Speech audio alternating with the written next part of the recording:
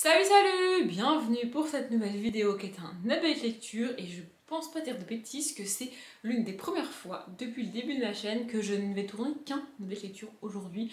Normalement je m'arrange toujours pour le tourner 2 par 2 voire 3 par 3, je crois que j'ai même été jusqu'à 4 update lecture tourner le même jour. Mais là aujourd'hui j'en ai qu'un à tourner, je me suis dit je vais le tourner comme ça sera fait. Ça serait à jour et surtout je pourrais ranger mes livres, je sais pas pourquoi j'ai eu une crise de j'ai envie de ranger mes livres. Il n'y en a que 4 qui traînent, hein, mais bon, bref, c'est pas grave, on y va. Et c'est les 4 derniers livres que j'ai lus pour le mois de la fantasy. Pour la plupart, je crois que même les 4, vous les avez vus en vlog en vrai, mais bon, bref, c'est parti. Le premier, c'est Le Puits des Mémoires, le tome 1, La Traque, de Gabriel Katz. Il y avait une catégorie dans le challenge du mois de la fantasy, créé par Piketty Bookins, je vous remettrai ça en barre d'infos si jamais ça vous intéresse, bref. Donc il y avait une catégorie, c'était se lancer un challenge, et moi, mon livre pour le challenge, c'était celui-ci. Je l'ai expliqué dans la palle, alors c'est un sujet pas très fun en vrai, mais je suis vraiment très contente de l'avoir enfin lu. En fait c'est un challenge pour moi, enfin c'était un challenge pour moi de lire ce livre parce que j'avais commencé ce livre il y a 5 ans. Maintenant, au mois de mai en plus, je crois que je l'ai commencé, ou peut-être au mois de juin, je sais plus, bref, mais en gros ça faisait 5 ans que je l'avais commencé, j'avais lu 150 pages à peu près, et au bout de ces 150 pages, quand j'ai atteint cette page 150 et quelques, mon grand-père est mort, donc j'ai interrompu ma vie comme tout le monde fait à ce moment-là, donc on a tous interrompu nos vies, on est allé à l'enterrement, machin, un truc hyper joyeux, tu vois, et quand je suis revenue chez moi, j'ai déjà eu un peu de mal à reprendre la lecture, et puis alors, je sais pas en fait, mais terminer le livre que j'avais commencé avant, c'était quelque chose d'extrêmement compliqué, et pire que tout, j'ai fini par associer ce livre qui n'avait rien demandé à la personne à mon deuil, et dans ma tête, je m'étais mise en tête que terminer ce livre, c'était réellement achever mon deuil quelque part, alors que mon deuil est fait depuis longtemps, ça fait 5 ans, je fais ça, tu vois. Mais je n'y arrivais pas. Du coup, quand j'ai vu, il y avait une catégorie challenge pour le mois de la fantasy, je me suis dit, je n'aurais pas de meilleur challenge que de lire ce livre-là. C'est pas un très gros livre du tout, c'est pas un style très difficile, c'est pas... voilà, c'est pas de la En fait, c'est pas de la fantasy adulte comme Le Seigneur des Anneaux, par exemple. Ça reste facile à lire, Ça reste de la fantasy, hein, on s'entend, mais c'est pas une des fantaisies les plus difficiles à lire en termes d'écriture, en termes de description, en termes de poids de l'univers. Vous voyez, c'est assez fluide et assez facile, et l'écriture de Gabriel Katz est vraiment cool. Bref, je me suis dit, go, on lit ce livre. Je savais pas si je le recommençais depuis le début ou pas, au final je l'ai recommencé depuis le début, et j'ai bien fait parce qu'il y a eu une information assez importante que j'avais oubliée, et que j'avais lue pourtant dans la première fois que j'avais commencé ce livre, donc j'ai bien fait de le recommencer. Et au final, j'ai adoré ce livre, j'ai qu'une envie, c'est de lire la suite. Mais il y a un book haul qui va pas tarder, donc du coup, je me réfrène niveau achat en ce moment parce que le book haul est déjà énorme. Bref, du coup, dans ce livre, on suit 3 hommes. En fait, ils sont sur une espèce de chariot. Voilà, c'est ça le mot qui est utilisé dans le résumé, donc on va utiliser le mot chariot. Ils sont dans un chariot, ils sont enfermés chacun dans une caisse de bois. Au début tu comprends pas, tu sais pas ce qui se passe, et ils sont tous ils sont plus ou moins entre l'éveil et le sommeil, ils savent pas trop où ils sont, ce qu'ils font, quelle journée, s'il fait nuit, s'il fait jour, tout ça. Et à un moment donné, les chevaux qui conduisent la carriole, enfin qui tractent la carriole, vont tomber d'une falaise, le conducteur et les gens qui sont au-dessus aussi vont tomber avec lui, et donc du coup la carriole s'arrête, enfin le chariot s'arrête, et nos hommes sortent de leur espèce de caisson de bois chelou là, et en gros ils vont, à partir de là, leur quête ça va être qui ils sont, qu'est-ce qu'ils font là, parce qu'ils ne se souviennent d'absolument rien. On se doute bien que s'ils ont été enfermés dans des espèces de caissons en bois pour être emmenés on ne sait où, et qu'en plus on a pris la peine de leur effacer la mémoire, c'est qu'ils ont fait un truc pas très net et pas très légal, tu vois, mais on sait pas ce qu'ils ont fait, et donc du coup on va être avec eux à la fois en mode il faut savoir qu'est-ce qu'on foutait là et qui on est, tu vois, et à la fois en mode il faut fuir les gens qui nous poursuivent, parce que évidemment il y a des gens qui les cherchent et qui les poursuivent, les gens qui les avaient mis dans ces caisses de bois et qui voulaient les amener quelque part, ils veulent les récupérer, ces gens, tu vois. Et donc on les suit, et il y a tout un truc qui est mis en place, parce que vraiment, enfin, les gens qui les cherchent font appel à beaucoup de personnes pour les rechercher eux, et eux, bah, ils se débrouillent comme ils peuvent pour échapper à tout ça, en sachant qu'ils ne savent pas qui ils sont, ils n'ont aucune idée de... Genre tu leur donnes un nom de ville, ils savent pas où c'est, ils savent pas ce que c'est, ils n'ont aucune connaissance, et donc du coup nous on est exactement comme eux, on sait pas qui ils sont, et on connaît rien au monde et à l'univers, Et on les suit là-dedans, et franchement j'ai adoré. L'écriture de Gabriel Casse est vraiment fluide, c'est vraiment cool à lire. Et vraiment j'ai adoré. Bon, au bout d'un moment on apprend ce qu'ils ont fait, c'est ça l'information importante que j'avais oubliée et qui on connaît assez tôt, parce que dans les 150 premières pages on a l'information de qu'est-ce qu'ils ont fait pour être enfermés là-dedans. Mais même une fois qu'on l'a, enfin en tout cas moi, même une fois que j'ai eu cette information, je n'arrive pas à les détester, alors que clairement ce qu'ils ont fait est pas très cool. Mais en fait, je pense qu'il y a cette espèce de biais de lecture qui fait que tu es habitué à être du côté des gentils. Et du coup, même si les personnages que tu suis, tu sais pas qui ils sont, ils ont fait un truc de pas, enfin, de vraiment dégueulasse en vrai, comme tu supposes qu'ils sont gentils, tu supposes qu'ils ont fait ça pour une bonne raison. Du coup, moi c'est ce que j'ai supposé et vraiment j'ai adoré cette histoire, c'était vraiment très cool. Il y a eu en vlog j'ai eu parlé de ça, il y a eu un moment où ça m'a un petit peu gonflé, mais ça c'est le SPM, voilà, qui est passé par là, qui m'a un peu cassé les couilles, mais malgré le SPM, j'ai adoré ce livre et j'ai qu'une hâte, c'est de lire la suite. J'avais une musique, c'était Be That For You de David Archuleta. J'ai volontairement choisi une musique de lui parce que c'est une musique de lui que j'écoute quand je lis La Roue du Temps de Robert Jordan, et je lis à peu près la même ambiance, le même délire, donc bref, voilà. Les amis, nous voilà partis pour un instant coup de gueule. Je vous remettrai en barre d'infos le vlog dans lequel je détaille vraiment mon coup de gueule sur ce livre, parce que vraiment en vlog j'en ai parlé en long, en large et en travers. Mais j'y reviens quand même en update lecture, donc 3, le tome 1, Le Seigneur de l'Arc d'Argent de David Gemmell. En fait c'est bizarre parce que le tout début du livre, genre le prologue et le premier chapitre, ça a été très très compliqué. Puis ensuite toute la partie, donc je me suis arrêtée à la page 141 précisément, mais les 130 pages au milieu là, enfin 100 et quelques pages entre la fin du premier chapitre et la page 140, j'ai adoré, vraiment j'ai adoré. Et puis alors la page 140 m'a achevé, j'ai dit non c'est bon. En fait je l'ai dit en vlog et je le répète ici, peu importe les raisons, peu importe que ça soit justifiable, peu importe que... Enfin je sais hein, il y a des gens en commentaire, il y a une personne en commentaire du vlog qui m'a répondu ça, qui m'a justifié le choix de l'auteur ici, mais peu importe en fait, j'en ai marre, peu importe les raisons, peu importe les justifications, peu importe le contexte, peu importe l'époque, peu importe ce que vous voulez, j'en ai marre d'excuser le sexisme non dénoncé dans les livres. Parce que c'est ça qui me dérange en fait. Oui, on est à une époque patriarcale, oui, on est à une époque où la place des femmes, c'est pas ça, oui, on est à une époque où tu peux pas trop en demander aux hommes parce que... Non, mais j'en ai marre en fait, j'ai pas envie de lire ça. Donc, peut-être que c'est bien fait ici, peut-être que c'est justifiable ici, peut-être tout ce que vous voulez par rapport au sexisme, mais je n'ai pas envie, je n'ai plus envie de lire ça et d'excuser ça en littérature, donc je ne le fais pas. Pour l'histoire, en gros, on a 3 personnages principaux. Donc on a Hélion, on a Andromaque et on a Argurios. Et dans le premier chapitre, on rencontre un Agamemnon, oui c'est ça, le roi Agamemnon. Alors il est pas cité derrière, je sais pas ce qu'il foutait là, mais bon bref. En gros, dans le premier chapitre, on a Agamemnon qui va voir un espèce de... C'est pas une prêtresse parce que c'est un homme, mais je connais pas le mot masculin de prêtresse. Un prêtre, mais un prêtre, c'est pas le même... Vous voyez, prêtre et prêtresse, ça n'a pas la même signification. Bref. Donc il va voir un homme capable de lui prédire un petit peu l'avenir. Et cet homme lui dit attention, ton ennemi, machin, blablabla et tout. Bon, Agamemnon est un personnage que j'ai détesté. Il est... En fait, ce qui me dérange avec le sexisme principalement ici, c'est que c'est pas simplement du sexisme, c'est du sexisme tellement ancré dans le livre et dans l'univers que t'es censé te dire que c'est normal. Et moi, ça me rend folle de me dire que le sexisme est normal. Je suis désolée, mais je ne peux pas. Bref, donc Agamemnon est un personnage que j'ai détesté. Le premier chapitre a été un enfer à lire. Heureusement qu'ils sont pas très longs les chapitres parce que franchement, j'aurais pas tenu beaucoup plus. Et à partir du chapitre 2, on va suivre Hélion. Et là, franchement, j'ai adoré.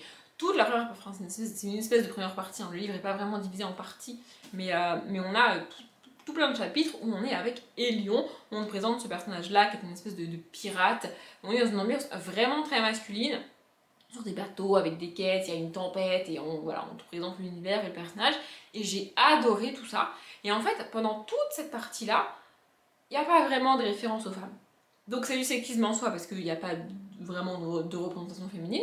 Mais ça me dérange moins, je l'ai dit dans le blog, hein, ça me dérange moins de ne pas avoir de représentation féminine que d'en avoir, d'avoir des femmes qui sont là juste pour faire joli et juste pour bien enfoncer le clou en mode bah les femmes sont inférieures aux hommes. Ça me rend folle, vraiment ça me rend folle.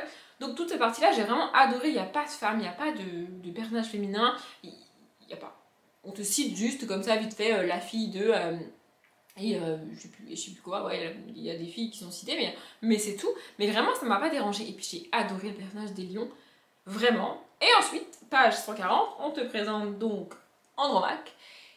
Et là, c'est pas possible. Je veux bien, je veux pas, c'est pas possible, je veux pas, c'est pas possible. Donc Andromaque est une fille trop moche pour être mariée. Et donc qui va être vendue, littéralement vendue par son père pour devenir prêtresse. Moi ça me rend folle. Et puis alors j'ai lu un passage dans le vlog, mais les phrases, vraiment moi je peux pas en fait, je ne peux pas, je suis désolée. Et donc il y a une personne en commentaire qui m'a dit oui mais Audrey, c'est un univers de fantasy, tu sais, c'est patriarcal, à l'époque c'était comme ça. Oui, en fait je ne nie rien du tout sur le fait qu'à une époque c'était comme ça, mais j'ai pas envie de lire ça. J'ai pas envie de voir ça en littérature. Et en plus, il y a vraiment la manière dont c'est fait, t'as l'impression que l'auteur regrette qu'aujourd'hui ça ne soit plus comme ça, qu'aujourd'hui on ait un semblant d'égalité homme-femme. Vous voyez? Et ça me rend folle. Vraiment la manière dont le livre est construit, dont les personnages sont présentés, t'as l'impression que l'auteur il aimerait que ce soit encore le cas aujourd'hui. Et moi je peux pas, enfin ça me rend folle. Vraiment ça me rend folle. Donc j'ai été dégoûtée vraiment parce que j'ai vraiment adoré tout le passage sur Hélion. C'est en plus, enfin, c'est bien écrit. Et il y a aussi un autre truc que j'ai dit dans le blog, c'est que on pourrait me dire oui mais Audrey, c'est peut-être parce que l'auteur il sait pas vraiment développer ses personnages, vraiment les mettre en place pour n'importe quelle raison, mais il n'y arrive pas. Alors oui mais non en fait, il arrive très bien à faire ça avec des personnages masculins, pourquoi il arrive pas à faire ça avec des personnages féminins? Et peut-être qu'on va me répondre bah parce que c'est un homme et qu'il arrive, bah d'accord. Donc si c'est un homme et qu'il n'arrive pas à créer des personnages féminins profonds, il en crée pas en fait. Comme Tolkien. Tolkien n'a pas pris la peine d'en créer, ou très très peu, et c'est pas très grave en fait. Mais tu peux pas créer des personnages féminins pour les massacrer en 2 phrases en fait. C'est pas possible. Vraiment, ça me rend folle. Bref, j'ai absolument détesté ce livre. Je dis très rarement que j'ai détesté un livre quand j'ai pas été au bout. Mais là, je sais que même si j'avais été au bout, en fait, chaque page que je vais tourner, que j'aurais tourné à partir de la page 141, m'aurait agacé encore plus. Et pourtant, là, vous voyez déjà que je suis à un stade d'énervement assez haut. Donc, je ne peux pas lire ce livre. Je refuse de cautionner ce qu'il y a dans ce livre. Et donc, pire que tout, je vous déconseille ce livre. Hein. Voilà. Bref, j'avais quand même une musique, c'est quoi? I Didn't Have You de Banners. Voilà. On va repasser sur quelque chose de beaucoup plus léger, même si on est toujours en fantasy. Donc, c'est Les Dragons de l'Éternité, le tome 3, Char de Alexandra Ivy. Donc, c'est une saga spin-off des Gardiens de l'Éternité de la même autrice. Donc, dans Les Gardiens de l'Éternité, il y a 12 tomes, je crois, si je dis pas de bêtises. La dernière fois, j'avais dit 13, mais je crois que c'est 12. Et donc ici il y a 3 tomes, donc en gros j'ai fini la saga, elle est dans mes sagas à terminer en 2021, je suis contente. Bref, donc dans Les Gardiens de l'Éternité, on suit la plupart du temps un personnage principal masculin qui est un vampire et un personnage principal féminin qui est un autre type de créature fantastique. Et le point de départ de chaque tome est assez sexiste, mais le traitement des couples et des personnages féminins est assez cool, et du coup ça vient équilibrer tout ça. Et bref, j'ai adoré cette saga. En fait, le point de départ de quasiment chaque tome, je vais pas dire tous les tomes parce que peut-être qu'il y en a un ou deux, c'est pas le cas. Bref, c'est qu'on a donc un vampire super fort, super vieux, super puissant, blablabla, tout ça, et une damoiselle en détresse. En fait, elle est présentée comme ayant besoin d'aide et étant un petit peu dans la merde. Et donc, du coup, le vampire arrive un petit peu sur son chevalier, enfin, sur son cheval en mode chevalier servant, tu vois, en mode, je vais vous sauver, vous inquiétez pas, madame. Et à chaque fois, et j'adore cette scène, ça ne loupe jamais, la fille en question, enfin la femme en question, regarde le vampire et est là en mode mais gars tu fais quoi là en fait, j'ai pas besoin que tu m'aides. Clairement elle est dans la merde, elle est séquestrée, elle a été enlevée, elle a été frappée, elle a subi des sévices, vraiment elle a vécu un truc toujours terrible, horrible, vraiment. Clairement elle a besoin d'aide, hein, vraiment. Mais elle refuse toujours l'aide, tu vois. Et le vampire se retrouve comme un con, en mode bah, qu'est-ce que je fais, enfin, moi j'ai envie de l'aider, tu vois. Parce que je suis aussi un petit peu en train de tomber amoureux d'elle, c'est un peu des romances, c'est pas drôle sinon. Et donc le vampire se retrouve comme un con. En mode je veux aider la femme dont je suis en train de tomber amoureux, mais elle refuse mon aide, et si je force pour l'aider, elle va me fuir et ça sera foutu pour moi. Voilà. Et j'adore ça, j'adore. Du coup en fait ça ramène les personnages sur un pied d'égalité parce que comme je l'ai dit, la femme a été séquestrée, tabassée, violée, enfin vraiment elle a toujours eu un truc pas très cool qui lui est arrivé, vraiment dégueulasse qui lui est arrivé.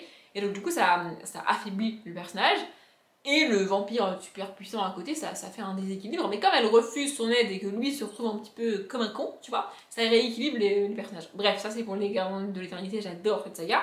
Et ici on est avec des dragons. Alors, les dragons, c'est pas la créature avec des ailes et tout. Ils ont des ailes, mais en fait, ce sont des personnages humains capables de se transformer en dragon. Comme les loups-garous, exactement, c'est le même principe, ceux qui se transforment en dragon.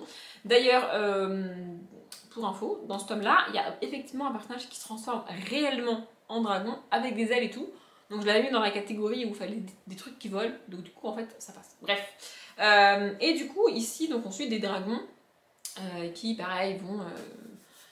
En fait c'est une société patriarcale, mais avec des personnages féminins qui contrebalancent cette société. En fait on est dans une société où les dragons masculins sont hyper puissants, blablabla, décident de tout, il est question de mariage arrangé, en plus les dragons féminins sont hyper rares, enfin bon bref.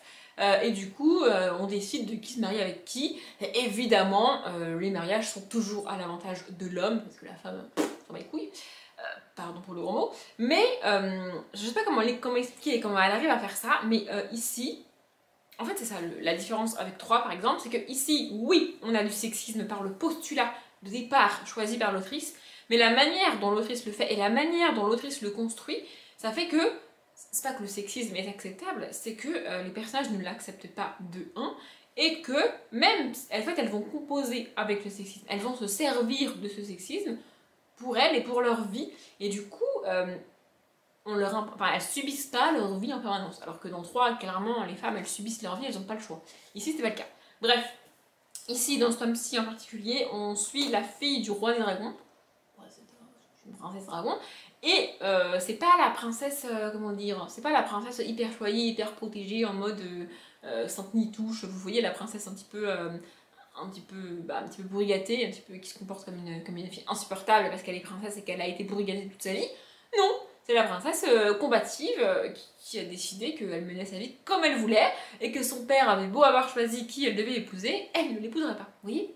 C'est du sexisme, parce que quand même son père a choisi un mariage arrangé alors qu'elle lui a rien demandé, mais la fille en question ne subit pas le sexisme et elle va s'en servir. Bref, j'ai beaucoup aimé ce tome 3, et en fait les 2 premiers tomes des Dragons de l'Éternité, j'ai pas vraiment aimé, en fait j'ai moins aimé que la saga des Gardiens de l'Éternité, mais ici, ce tome-ci est vraiment construit comme un tome des Gardiens de l'Éternité, et j'ai trouvé ça vraiment très cool.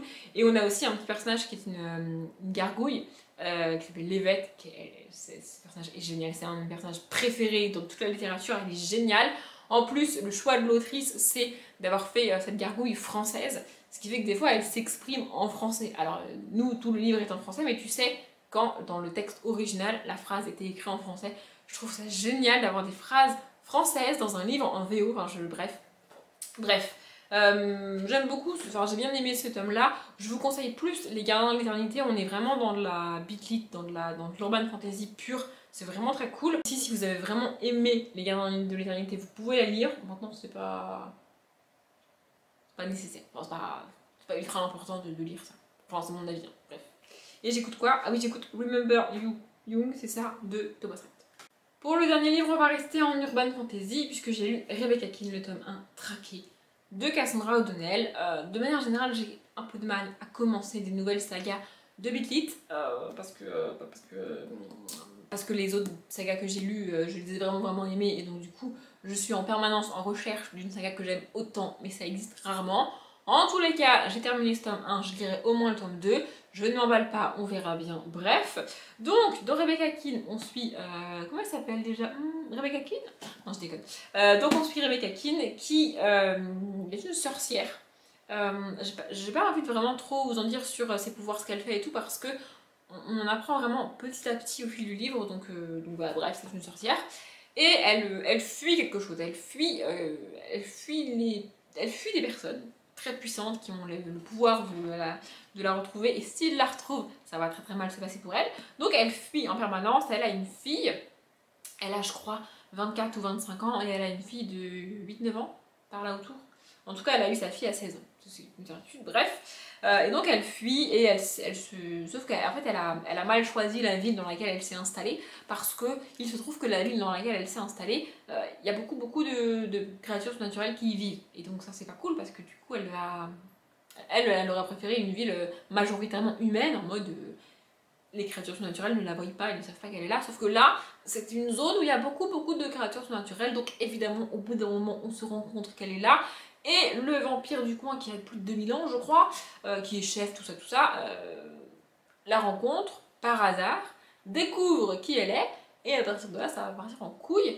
Et en plus, elle va devenir une espèce d'enquêtrice des créatures surnaturelles du coin pour essayer de comprendre ce qui se passe, parce qu'il y a 2 créatures surnaturelles qui ont disparu, et on veut savoir ce qui se passe, où elles sont, qu'est-ce qui se passe, qu'est-ce que ce bordel, qu'est-ce que c'est que ce truc, et donc elle va enquêter là-dessus.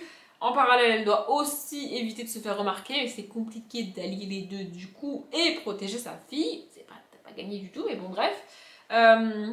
J'ai eu un peu peur parce que on a ce côté un peu... tout le monde aime, enfin tous les hommes trouvent Rebecca Quinn parfaite, très belle, et tous les hommes qu'elle rencontre tombent amoureux d'elle.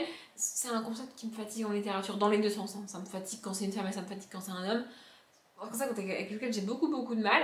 Mais en fait c'est présent, et je pense que c'est assez présent pour que les personnes qui aiment bien ce genre de truc se retrouvent là-dedans. Et c'est pas trop présent pour que les personnes qui n'aiment pas ça comme moi fassent avec. Après, Cassandra O'Neill est assez douée pour me faire accepter des trucs que je n'aime pas vraiment, comme les triangles amoureux dans la légende des 4 par exemple. Donc bon, bref. Mais voilà, j'ai beaucoup aimé. Et puis aussi, il y a des... Enfin, on suit les créatures surnaturelles pas normales. C'est-à-dire que dans le game des créatures surnaturelles, Rebecca Quinn arrive à faire des trucs que même les créatures surnaturelles ne sont pas censées savoir faire. Même eux, ils comprennent pas comment c'est possible qu'elle fasse ça, mais elle fait ça. Bref, j'ai beaucoup aimé. Et aussi, j'adore le fait que ce soit une sorcière dans un monde de Big Hit. Vraiment, je trouve ça génial. Je sais pas comment elle a eu cette idée-là, mais c'est génial. Parce qu'on a rarement des sorcières dans la Big Hit, en fait. On est souvent avec un loup-garou, un vampire, n'importe quelle créature surnaturelle comme ça, et rarement une sorcière. Et là, vraiment, j'ai trouvé ça cool. Vraiment, j'ai beaucoup aimé ce tome 1. Je l'ai lu assez rapidement. Pareil, j'ai toujours pas acheté le tome 2 parce que beaucoup, tout ça, tu connais. Mais je pense que je vais craquer là. Sur l'été, je vais me faire une petite commande de suite de saga. Donc, le Puits des Mémoires, Rebecca Quinn et puis d'autres sûrement. Donc voilà, j'ai vraiment beaucoup aimé ce tome-là. Et en fait, plus j'en parle et plus je l'ai dans les mains, plus j'ai envie de lire le tome 2, là maintenant tout de suite, mais je ne l'ai pas. Bref, j'ai lu quoi? Non, j'ai écouté Like I Love You de Theresa Rex. Et je pense que ça m'a aidé ça aussi, parce qu'en fait, c'est aussi une musique de Theresa Rex que j'écoute quand je lis la rue du temps. Mais n'importe quoi, pas du tout. Quand je lis La Légende des 4, et du coup, avoir la même voix, je sais pas, je pense que ça m'a aidé. Bref, j'ai bien trop parlé déjà, cette lecture est beaucoup trop long. J'espère qu'il vous a plu, je m'arrête là pour éviter de le rallonger. Comme d'habitude, je vous souhaite une bonne journée, un bon après-midi, un bon appétit ou une bonne nuit, et je vous dis à bientôt.